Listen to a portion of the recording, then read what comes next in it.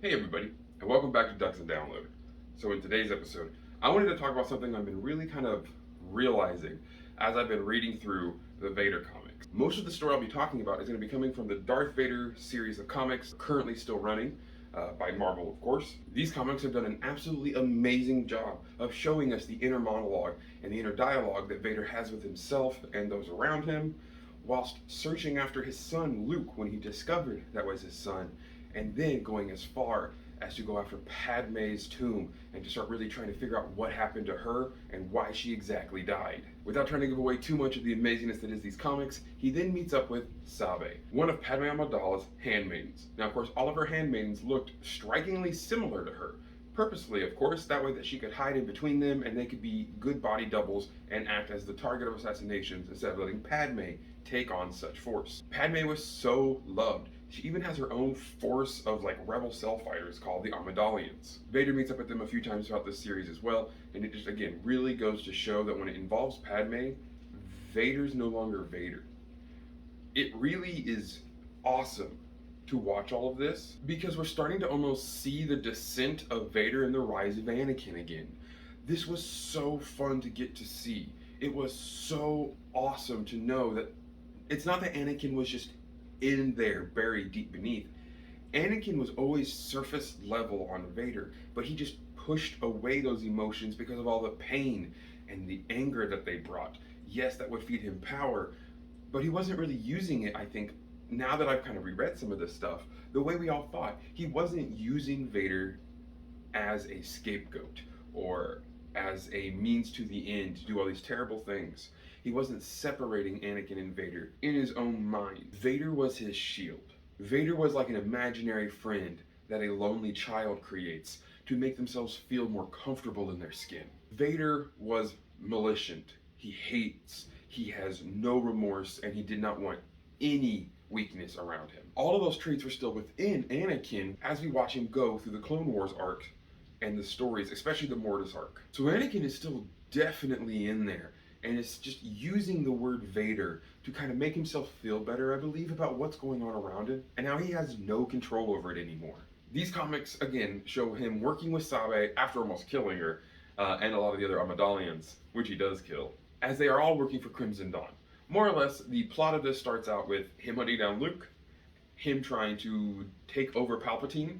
That's a fun little arc where he goes to Exegol and is trying to challenge Palpatine, but then of course Palpatine on Exegol with his giant Kyber battery can't be defeated. And then from there, he is going to try and kill all of the last bits of Anakin by figuring out what happened to Padme and by putting everything to rest. On the lookout for Luke Skywalker, so he can have his son to kill the Emperor and they can both rule as a family.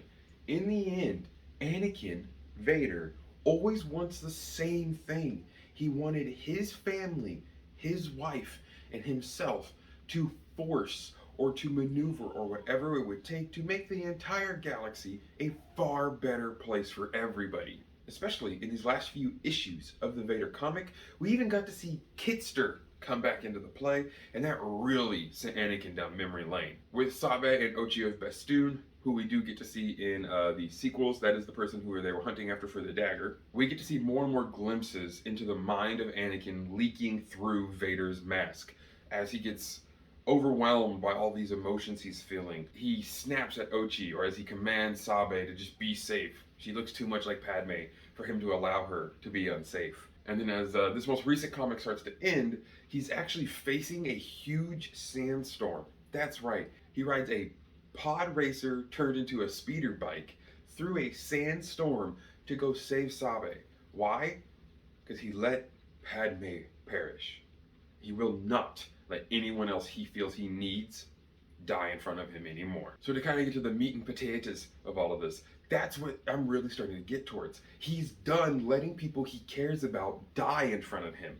That line of thought is what is going to lead him in Return of the Jedi to say, I'm done. No more. Lift the Emperor above his head and throw him down that shaft. Vader isn't a villain. He was a slave to Watto, a slave to his prophecy, and then a slave to Palpatine. He is a scared, hurt little boy who never really got a chance to grow up and just be normal, or the best training he may have needed to be the best Jedi possible. It was the perfect storm for the Force to cull both sides, which was his purpose. He was to bring balance to the Force. Now, of course, I know a lot of people say, oh, well, the Jedi are balanced because the light side is the balance of the Force between life and death. I won't agree with that. I understand what Lucas said. Oh, what Lucas said, yeah, I get it. But that's just it. You say with life and death. The dark side is that part of death. The Sith might be out of the balance due to the Sith controlling and demanding the Force does what they want. So yes, they are out. But the dark side itself is still balancing within the Force. The dark side is the death, the destruction, and the sorrow that we would all feel from a wildfire rampaging through our homes. But it's natural. It has no malice.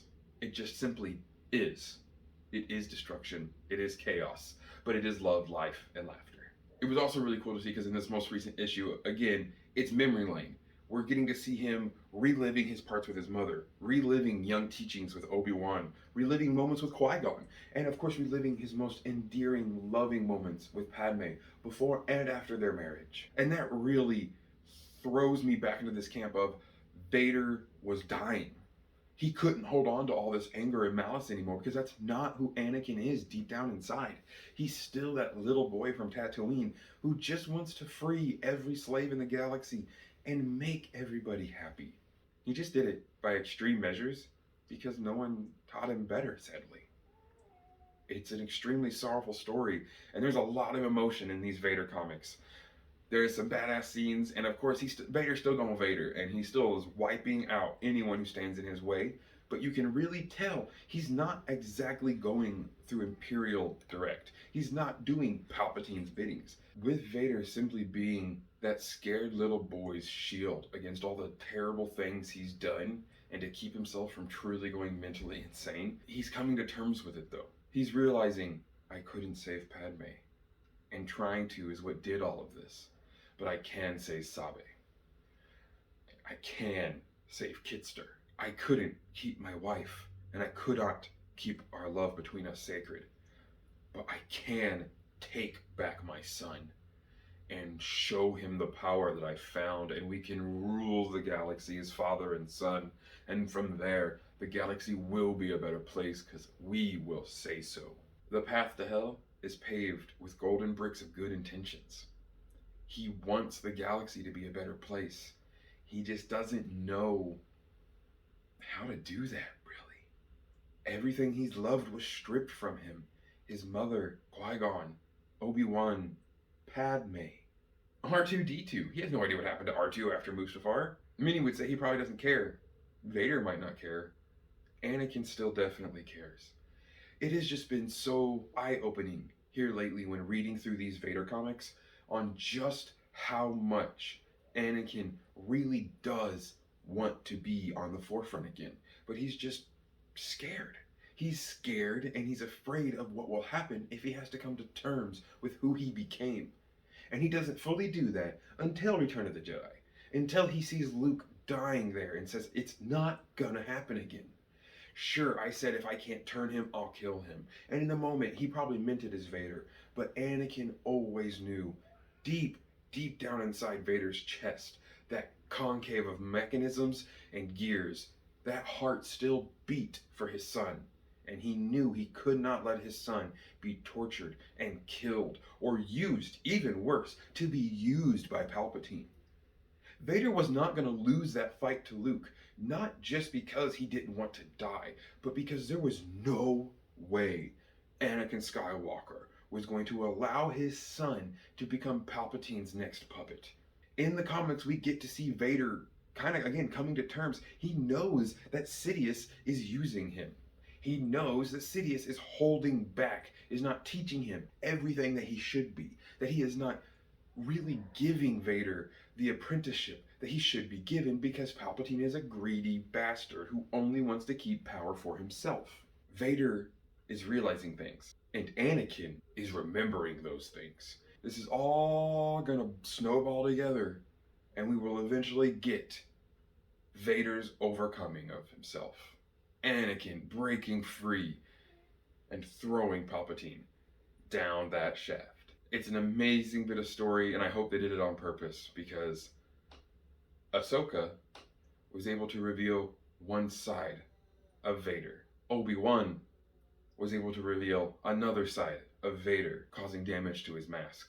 But only Luke was able to remove the whole thing and see his father and bring Anakin Skywalker back to the fold. It was absolutely gorgeous to read. The comic books gave me so much more insight into Vader's mind, and they're not even done yet. There are still more to do, so I highly recommend you all go out and start picking up these comics. The omnibuses are dropping on Amazon and multiple other places, so please go out and grab them. It's very hard to find a lot of these issues now, so the omnibus is probably going to be one of your best options. But you definitely want to get caught up, because I feel like these comics are going to lead directly into a lot of Vader's back thoughts and Anakin waking up, and it's going to really show us Anakin winning the war inside of his own head, like many of us hope to do one day.